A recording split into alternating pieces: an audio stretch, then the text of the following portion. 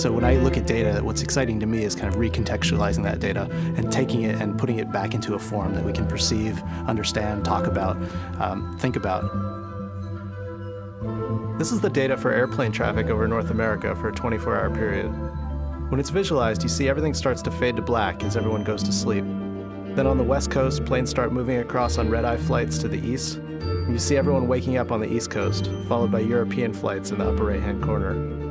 I think it's one thing to say that there's 140,000 planes being monitored by the federal government at any one time. And it's another thing to see that system as it ebbs and flows in front of you.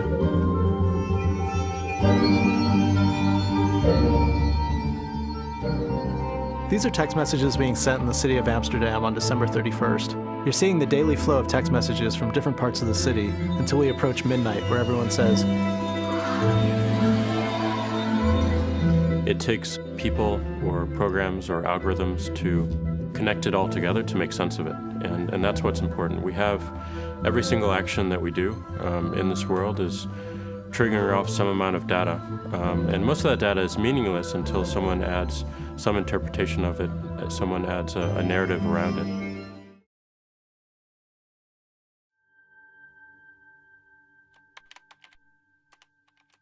Sometimes the power of large data sets isn't immediately obvious.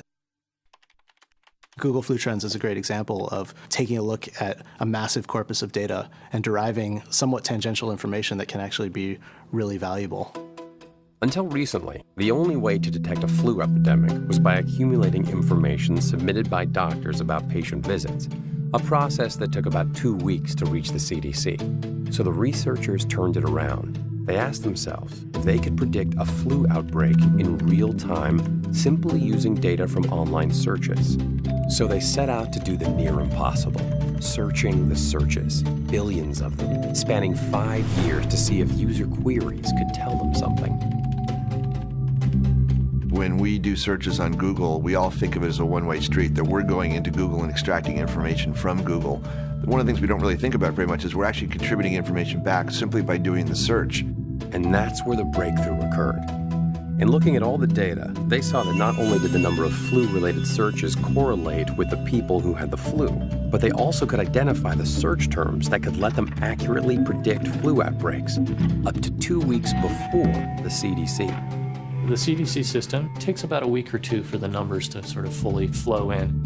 What Google could do is to say, based on our model, we'll have it on the spot. We'll just run the algorithm based on how people are searching right now. And now we have, for the first time, this real-time feedback loop where we can see in real time what's going on and respond to it. Now, there is a flip side to this, though, and that is there's a big story this year that there was a lot of media attention about what an intense flu season this was. And so what did that do? That drove up search. That drove people who were more interested in what's going on with this flu, or it might have made more people think, I must have it. And so they were off. They got it way wrong.